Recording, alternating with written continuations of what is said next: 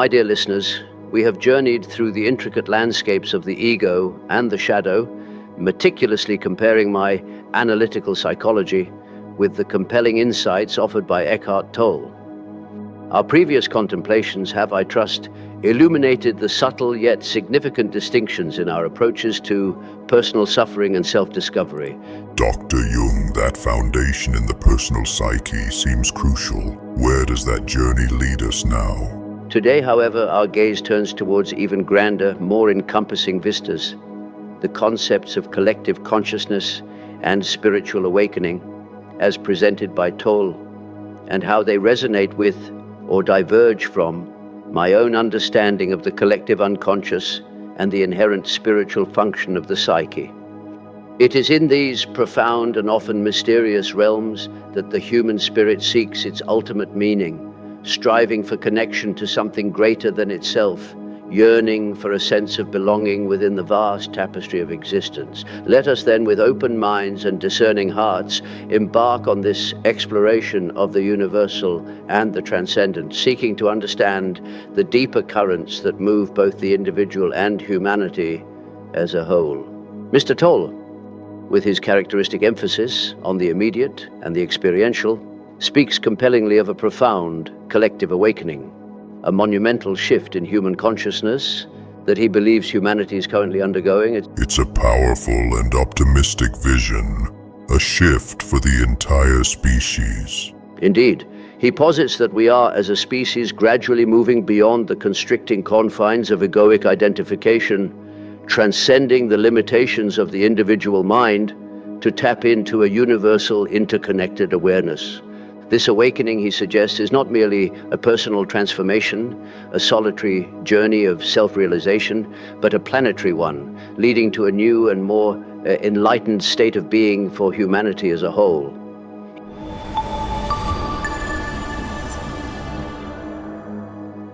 He emphasizes the recognition of our shared essence, an inherent interconnectedness with all life, where the illusion of separation fostered by the ego gradually dissolves in the radiant light of conscious presence.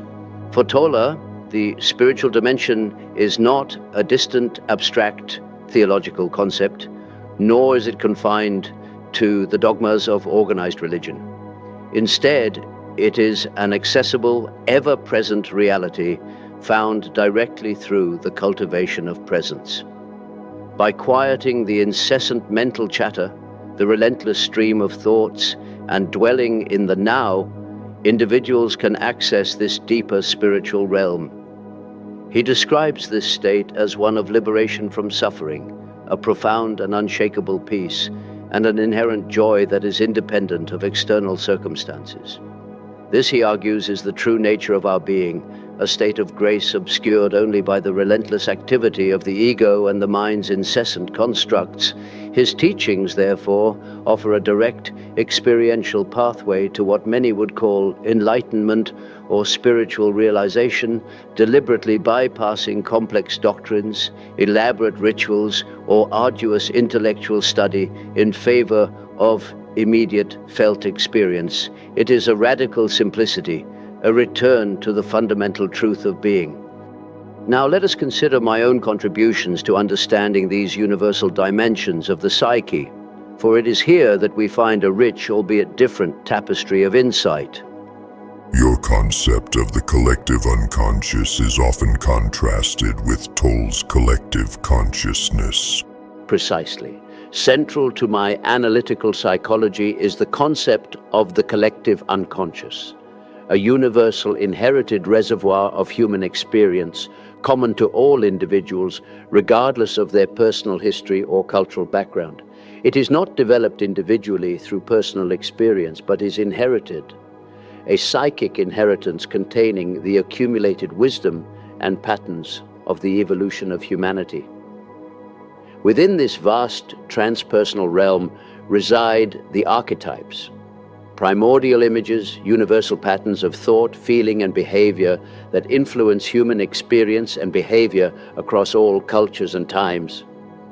These archetypes, such as the hero, the mother, the wise old man, the trickster, or the shadow, are not fixed ideas but dynamic, living forces that shape our myths, religions, dreams, fantasies, and indeed our personal lives. They are the structural components of the collective unconscious, giving form and meaning to our deepest experiences. I firmly believed in the inherent spiritual function of the psyche. For me, the human psyche is naturally religious, constantly striving for meaning, for connection to the numinous, to something sacred and transcendent. This spiritual drive is not merely a product of cultural conditioning or societal pressure, but an innate psychological necessity, as fundamental as the need for food or shelter. It is often expressed through symbols, myths, rituals, and religious experiences, which serve as vital bridges between the conscious and unconscious, providing profound meaning and guiding the individual towards psychological wholeness. The encounter with archetypal images, whether in dreams, active imagination, or profound life experiences, often carries a deeply spiritual charge, leading to transformative insights and a sense of profound connection to the greater cosmos. Furthermore, I introduced the concept of synchronicity, meaningful coincidences that are not causally related, but possess profound psychological significance. These acausal connecting principles suggest an underlying interconnectedness of all things, a deeper order that transcends linear cause and effect, a unity of psyche and matter. Synchronistic events often occur at moments of intense psychological need, during periods of significant personal transformation, or when one is deeply engaged in the process of individuation. They serve as guiding signals from the deeper layers of the psyche, hinting at a reality far more intricate, unified, and purposeful than our conscious, rational minds typically perceive. This too points to a collective, interconnected dimension of existence, albeit one understood through symbolic and psychological patterns, through the meaningful confluence of inner and outer events, rather than solely through pure, undifferentiated presence. My work emphasizes the symbolic mediation of the spiritual, the way in which the divine manifests through the archetypal images that arise from the depths of the collective unconscious. Now let us consider how these two profound perspectives, Tolle's spiritual teachings and my analytical psychology, might bridge the gap in understanding the collective and the spiritual. They seem to start from different places, but do they meet? Is there a point of convergence? There is. Both thinkers, in their unique ways, point towards a reality that transcends the individual ego and the purely intellectual, rational understanding of the world. Both acknowledge a deeper dimension of existence, a realm of interconnectedness and profound meaning that lies beyond the superficial concerns and distractions of everyday life. This shared recognition of a transpersonal reality forms a significant point of convergence. Tolle's direct experiential path to awakening through presence offers a powerful means to quiet the incessant activity of the egoic mind and access a state of pure consciousness.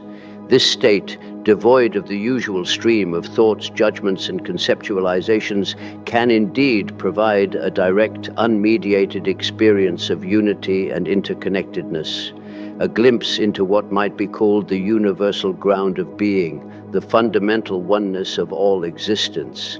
In this sense, his teachings can serve as a potent catalyst for spiritual experience, allowing individuals to momentarily shed the burden of their personal history, their conditioned beliefs, and their mental constructs, thereby experiencing a profound sense of liberation and peace. It is a path of immediate realization, a direct apprehension of the divine within. My approach, however, while also seeking to connect the individual to these deeper transpersonal realities, is more analytical, symbolic, and integrative.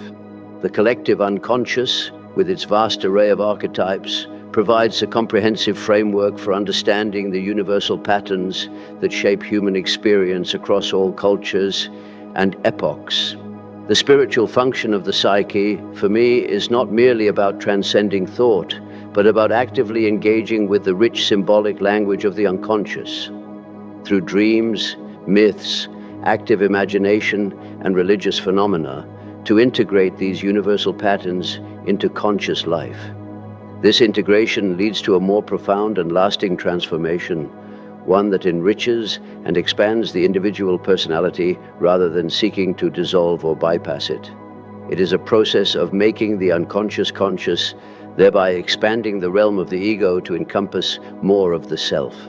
So the key difference lies in the role of the mind, of symbols and thought itself. The role of symbolism is a key differentiator here, marking a significant divergence in our methodologies.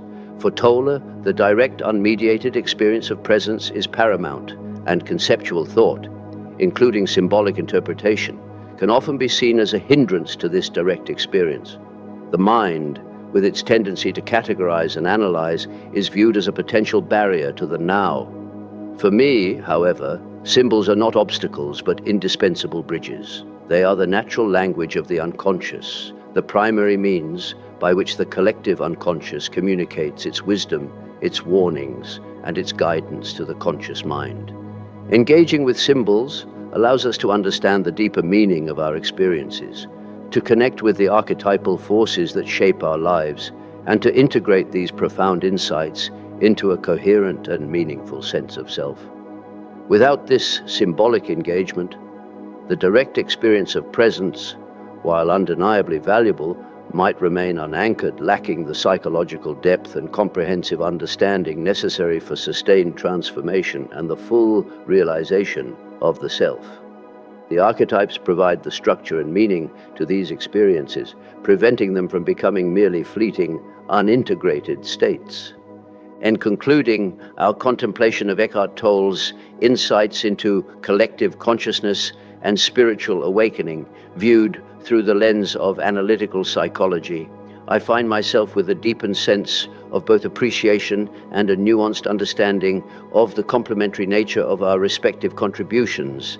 Tolle's emphasis on present moment awareness and the possibility of a collective awakening offers a vital and timely message for our fragmented, overly intellectualized, and perpetually distracted modern world. His teachings provide a direct and accessible means for individuals to experience a profound sense of peace, unity, and interconnectedness, bypassing the often overwhelming complexities of the rational mind. For this, his contribution to contemporary spirituality is undeniably significant and deeply resonant with the human yearning for meaning. It serves as a powerful beginning. Yet, from my perspective, the journey towards a complete and integrated human existence, towards the full realization of the self, or individuation, requires more than the transcendence of the ego and the cultivation of presence alone. While presence can indeed open the doors to the deeper layers of the psyche, creating a receptive state, the arduous yet profoundly rewarding work of understanding and integrating the contents of the collective unconscious, the archetypes, the shadow, the anima/animus, and the personal complexes, remains paramount. It is through this conscious engagement with the symbolic language of the soul, through the careful interpretation of dreams, myths, and inner visions, that we truly come to know ourselves, not just as isolated individuals, but as participants in the grand, unfolding drama of humanity, connected to a heritage of universal experience. Ultimately, both paths offer invaluable wisdom for the modern seeker. Tolle's teachings can serve as a powerful initiation, a means to quiet the incessant noise of the ego and to glimpse the profound stillness and unity that lies beneath the surface of everyday consciousness. But once that stillness is experienced, once the doors to the unconscious are ajar and the archetypal images begin to stir, the arduous yet deeply rewarding work of individuation, of integrating these insights into a conscious, meaningful, and ethically responsible life, truly begins. For it is in the harmonious interplay between the direct, unmediated experience of presence and the profound psychological work of integration between the spiritual and the psychological that the human spirit finds its most authentic, complete, and resilient expression. May your own journey be one of ever-deepening awareness, profound self-discovery, and the courageous integration of all that you are. Farewell for now, and may your inner life flourish. Become who you truly